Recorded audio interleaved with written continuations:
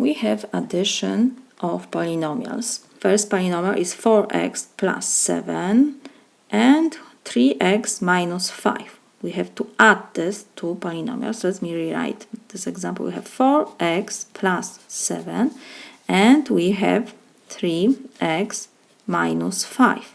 We have to put exactly in the same column the constant and the variable, the same variable with the same power. We have to put the same column.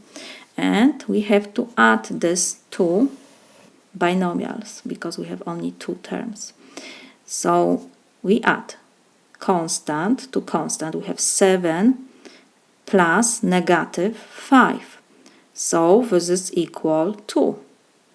We have positive number and negative number. So we have to keep the sign, the larger number. 7 is larger, is positive. So we have to put plus.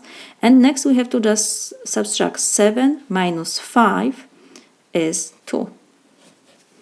And next, we have to check variable. The same variable with the same power. Invisible one is always when we don't have power. So we copy the variable and we have to add the coefficient before x's. So we have 4 and 3. 4 plus 3 is 7. This is my solution.